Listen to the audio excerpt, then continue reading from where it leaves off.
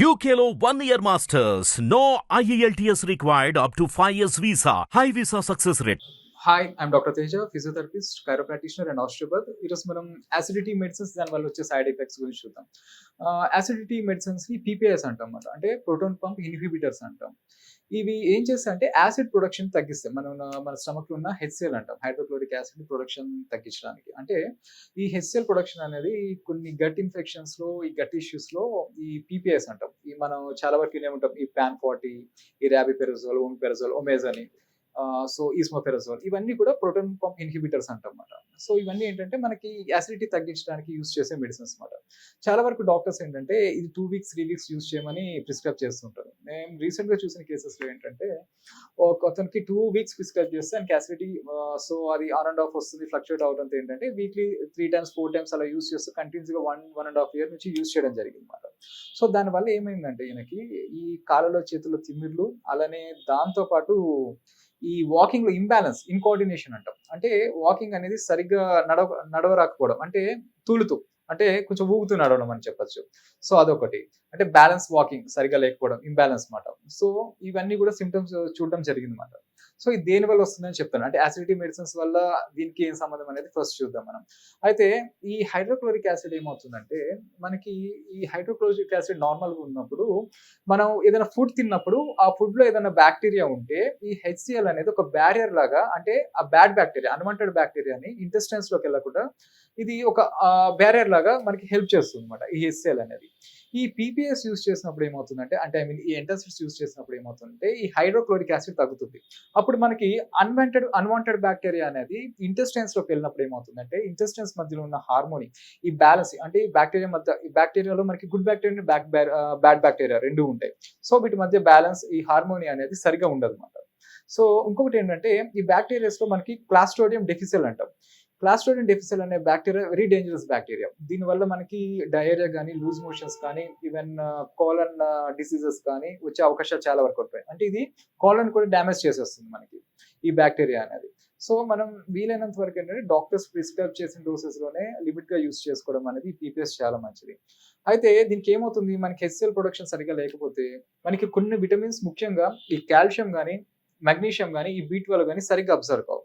So ఏమవుతుంది, ఇప్పుడు దీనివల్ల మనకి చాలా సిస్టమ్స్ బాడీలో ఎఫెక్ట్ అవుతుంటాయి. ముందుగా మనం మస్కులోస్కెలిటల్ సిస్టమ్ చూద్దాం. ఈ మస్కులోస్కెలిటల్ సిస్టమ్ లో మనకి ఈ బోన్స్ కానీ, ఈ మజిల్స్ కానీ వీక్ అవుతాయి. దీనివల్ల ఈ మజిల్ పెయిన్స్ కానీ, ఈజీగా ఈ బోన్స్ ఫ్రాక్చర్ అవడం కానీ కామన్ గా చూస్తుంటాం అన్నమాట. ఈ జాయింట్ పెయిన్స్ రావడం కానీ తొందరగా, ఇవన్నీ కూడా మనకి ఏమవుతుంది, ఈ బోన్స్ వీక్ అయినప్పుడు, ఈ మజిల్స్ లో ప్రాబ్లం ఏదైనా ఉన్నప్పుడు కామన్ గా, అంటే ఫ్యాటిగ్ అంటాం, తొందరగా అలసిపోతాం. ఏదైనా వర్క్ చేసినా కూడా ఇప్పుడు 1 hour మనం వర్క్ చేయగలుగుతాం, కానీ ఒక 10 నిమిషాలు కాగానే అలసిపోతాం అన్నమాట. కాన్స్టెంట్ ఫ్యాటిగ్ అనేది కామన్ గా చూస్తుంటాం అన్నమాట.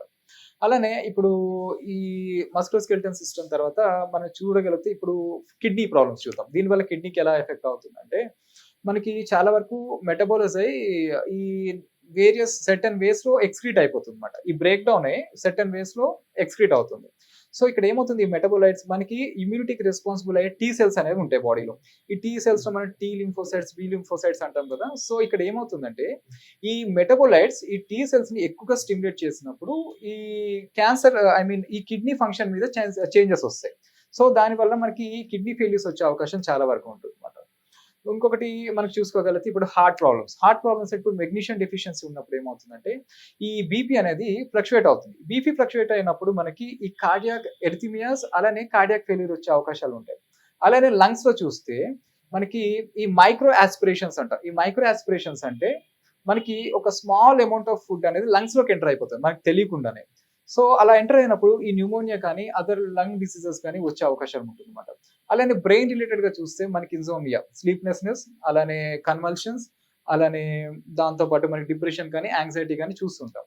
అంటే మనకి ఇక్కడ ఏంటంటే గట్ మైక్రోబయామ్ అంటాం. ఇది డిస్టర్బ్ అవుతే మనకి ఇన్ని హెల్త్ ప్రాబ్లమ్స్ వస్తాయి. మన ఇంటెస్టైన్ లో సమ్ ట్రిలియన్స్ ఆఫ్ బ్యాక్టీరియా ఉంటుంది అనమాట. సో ఇక్కడ మనం వీలైనంత వరకు గట్ కొంచెం వీలైనంత వరకు ఫాస్ట్ గా తగ్గేటట్టుగా, అంటే మెడికేషన్స్ వీలైనంత వరకు డాక్టర్ ప్రిస్క్రైబ్ చేసినంత షార్ట్ టర్మ్ లో యూజ్ చేసుకోవడం మంచిది.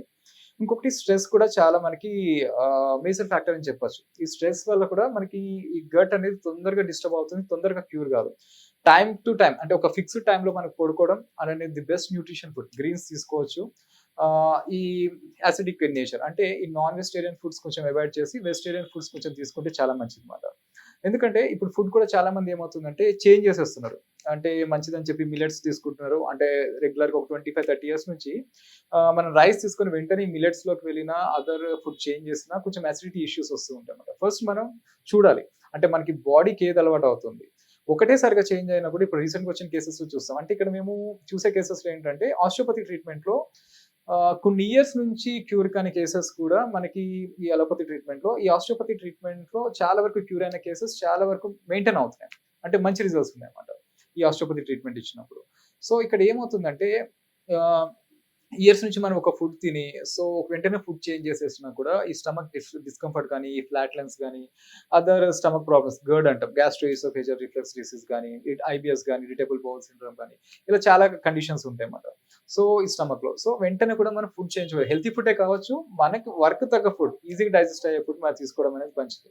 అంటే ఫస్ట్ మనం ఏదైనా ఫుడ్ చేంజ్ చేయాలంటే ఫస్ట్ స్మాల్ అమౌంట్ కొంచెం ముందు ట్రై చేసి అది ఓకే బెటర్‌గా ఉన్నప్పుడు నెమ్మదిగా కొంచెం చేంజ్ చేయడం అనేది మంచిది. వెంటనే మాత్రం చేంజ్ చేయకూడదు మనం. సో ఇలా తీసుకోగలిగితే మనకి గట్ వీలైనంత వరకు బావుంటుంది. Thank you very much. Hit TV app ని డౌన్లోడ్ చేసుకోండి. ఇందులో short news, live news, entertainment movies అన్ని అవైలబుల్ గా ఉన్నాయి. Please download Hit TV app. Hit TV app hit TV యాప్ని ఫ్రీగా డౌన్లోడ్ చేసుకోండి.